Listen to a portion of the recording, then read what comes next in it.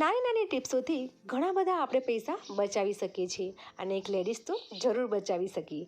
તો પૈસા બચે તેવી આજે હું અલગ અલગ ટિપ્સ તમને બતાવવાની છું અને એક મોજાના 3 કામ થશે તેવી પણ હું ટિપ્સ બતાવીશ. ચલો લે સ્ટાર્ટ.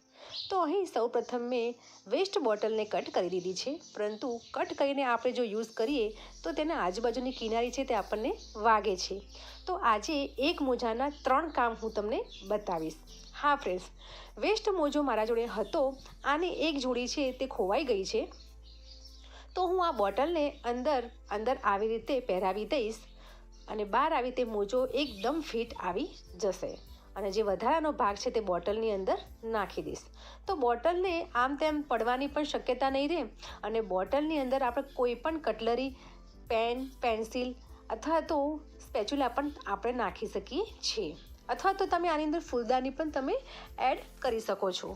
તો આના ઘણા બધા આપણે કામ આવી શકે. જો બાળકો લખવા બેઠા હોય તો તેને ટેબલની બાજુમાં પણ આ રીતે તમે મૂકશો ને તો પણ તે સરસ જ લાગશે. અને જુઓ, હું રૂટિનમાં તો હું આ ટિપ્સ તો યુઝ કરું જ છું. આ મોજો છે જરા થોડો પોળો થઈ ગયેલો છે, પણ ખૂબ જ જૂનો પુરાનો આ મોજો છે.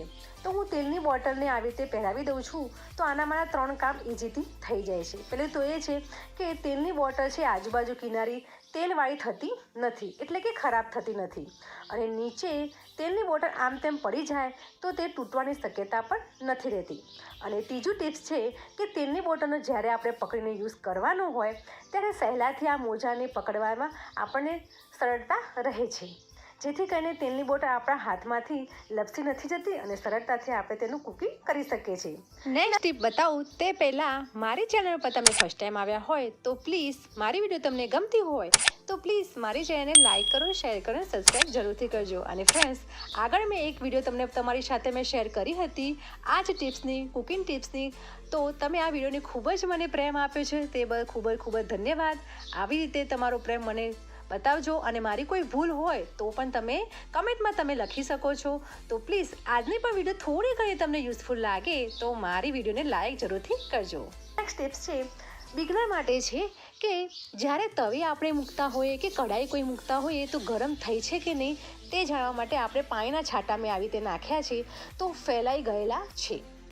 તો તમે જોઈ શકો છો, આ છાંટા મેં પાણીના નાખ્યા તો થોડા આવી રીતે ફેલાઈ ગયેલા છે. તો કઢાઈ અથવા તો તવી અથવા તો પેન તે આપણું ગરમ થયું નથી. સમટાઈમ કેવું થતું હોય છે, કોઈ ખાસ રેસીપી આપણે શીખતા હોઈએ છીએ કે બનાવતા હોઈએ છીએ ત્યારે તેને આપણે વધારે ગરમ ન થયેલું હોય અને પેનની અંદર આપણે રેસીપી આપણે ચડાવવા માટે અથવા તો એડ કરીએ છીએ તો રેસીપી છે કે પુલ્લો છે કે રોટલી છે તે ચોંટી જાય છે. અથવા તો તમે ઢોસાને પણ આવી રીતે બનાવશો તો તવી ગરમ નહીં થયેલી હોય તો ઢોસો પણ ચોંટી જશે.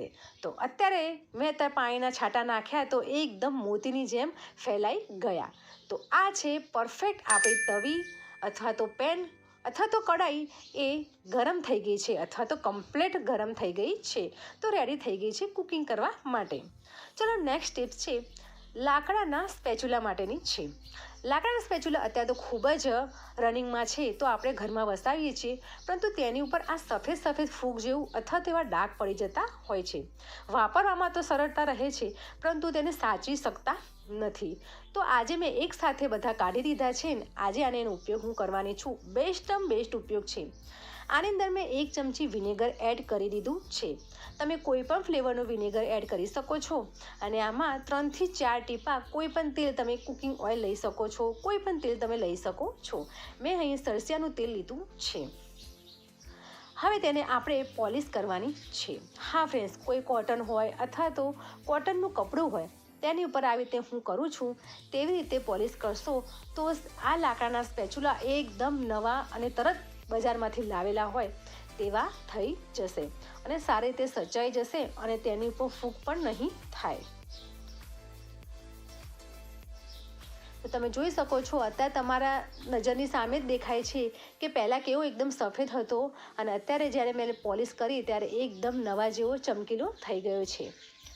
તો આ બધા સ્પેચ્યુલા આવી રીતે હું કરી દઈશ અને પછી તેને એક જગ્યાએ હું રાખીશ અને પછી કુકિંગમાં એડ કરીશ. તો આવી રીતે 15 અથવા 20 દિવસે તમે આવી રીતે કરી લેવાનું, તો તમારા લોંગ ટાઈમ સુધી તમારે આ લાકડાની જે વસ્તુ છે તે સચવાઈ રહેશે. નહીં તો જો આવી નાની નાની ટિપ્સોથી આપણે જો આ વસ્તુ ન કરીએ તો આપણી વસ્તુ બગડી જતી હોય છે અને જોવામાં પણ સારી નથી લાગતી અને પછી મનમાં એમ થાય છે કે લાવને જરા કોઈક નવી વસ્તુ આ જ વસ્તુ હું ઓર્ડર કરી લઉં. ભલે એ જ વસ્તુ આપણા કિચનમાં હોય પરંતુ જોવી પણ નથી ગમતી અને નવી આપણે ઓર્ડર કરી લઈએ છીએ અથવા તો બજારમાંથી લઈ આવીએ છીએ. તો આ એ બેસ્ટ ટ્રીક છે. હું તો 15 દિવસે આ ટ્રીક તો વાપરું જ છું. ચલો નેક્સ્ટ ટ્રીક છે કે જ્યારે આપણે રોટલી બનાવતા હોઈએ છીએ ત્યારે વધારે આપણે અટામણ એટલે જે કોરો લોટ છે તે વધારે લેતા હોઈએ છીએ. તો આપણને મનમાં એમ થતું હોય છે કે આ વધારે લોટ લઈએ તો તવીમાં આપણે શેકાવા નાખીએ રોટલી તો તવી પણ કાળી થઈ જતી હોય છે અથવા તો લોટ પણ આજુબાજુ વેરાતો હોય છે. એટલે મોસ્ટ ઓફ એમ છે કે વધારે લોટના કારણે વધારે ગંદકી થતી હોય છે, એવું થતું હોય છે. તો આપણે આજે એવી ટ્રીક વાપરવાના છીએ કે ફટાફટ ઓછા લોટમાં વધારે રોટલી વણી જશે અને તવી પણ ગંદી નહીં થાય અને આપણે જ્યાં રોટલી વણતા હોઈએ છીએ ત્યાં પણ આજુબાજુ લોટ પણ નહીં વેરાય. હા ફ્રેન્ડ્સ, જ્યારે આપણે જ્યારે ગરમ કરવાના, જ્યારે ગેસ ઓન કરીએ ત્યારે આપણે એક વસ્તુ કરવાની છે. જે વણવાની જે વસ્તુ છે, ઓરસિયો છે અથવા તો જે વેલણ છે, એ બંનેને આપણે લાકડાને યુઝ કરતા હોઈએ છીએ. મોસ્ટ ઓફ બધા લાકડાને યુઝ થતું હોય છે. તો વેલણને આવી રીતે ગરમ કરી દેવાનું, આવી રીતે ગેસ ઉપર થોડું થોડું ગરમ કરી દેવાનું અને જે ઓરસિયો છે, જે વણવાની પાટલી છે તેને પણ આવી રીતે ગરમ કરી દેવાનું. ગરમ થવાથી જે લોટ આપણે બાંધેલો હોય છે તે વધારે ચોંટતો નથી, ગરમ વસ્તુ ઉપર ચોંટતું નથી અને થોડાક જ લોટમાં ફટાફટ રોટલી વણાઈ જશે. તો આ ટ્રીક જ્યારે આપણે ઉતાવળ હોય અથવા તો કોઈ નવા રોટલી બનાવતા શીખ્યા હોય અને તમને ના ફાવતું હોય તો કરી શકો છો. નેક્સ્ટ ટ્રીક છે, આપણે આજે કુકર ઉપર રોટલી બનાવવાના છીએ. હા ફ્રેન્ડ્સ, કોઈ મજાક નથી. આજે હું કુકર ઉપર રોટલી બનાવવાની છું. અમુક ટાઈમે કેવું હોય છે કે નવા રહેવા ગયેલા હોય, હોસ્ટેલમાં રહેતા હોય તો કોઈ પરફેક્ટ વસ્તુઓ નથી હોતી. તો કુકર હોય છે તો મનમાં એમ થતું હોય છે કે કુકર ઉપર તો રોટલી ના બનાવી શકીએ, એવું થતું હોય છે. પરંતુ આજે હું કુકર ઉપર રોટલી બનાવીશ અને સેમ બજારમાં હોટલમાં મળે છે તંદૂરી રોટલી, તે ટાઈપની જ હું રોટલી આજે બનાવીશ. તો કુકર ગરમ થઈ ગયું છે અને આવી તવી ઉપર આપણે જ્યારે રોટલી શેકાતી હોય છે તેવી જ રીતે હું આ કુકર ઉપર રોટલી શેકીશ. અમુક ટાઈમે નવા રહેવા ગયેલા હોય, નવા મકાનમાં રહેવા ગયેલા હોય, કોઈ પૂરતી વસ્તુ ન હોય, હોસ્ટેલમાં રહેવા ગયા હોય કે અથવા તો બહાર પિકનિકમાં ગયા હોય તો બધી પૂરતી વસ્તુ નથી હોતી. એમ હોય કે કુકરમાં ભાત ને ખીચડી બનાવી દઈશું તો રોટલીની કંઈ જરૂર નહીં પડે, પરંતુ કુકર ઉપર પણ તમે રોટલી બનાવી શકશો. તો આવી રીતે એક સાઈડ તો શેકાઈ ગયું છે અને બીજી સાઈડ શેકાઈને આપણે જે જનરલ રોટલી બનાવતા હોઈએ છીએ તે ટાઈપની રોટલી ફ્રેન્ડ્સ બની જશે. તો તમે જોઈ શકો છો રોટલી ફટાફટ બની ગઈ અને એકદમ મસ્ત આપણે ડેલી રોટલી બનાવતા હોઈએ તેવી રોટલી બની ગઈ છે. આજની ટિપ્સ તમને કેવી લાગી તે મને કમેન્ટ કરીને જરૂરથી કહેજો. આગળ હવે નવી ટિપ્સ સાથે મળીશું, રેસીપી સાથે મળીશું. બાય બાય, જય ભારત.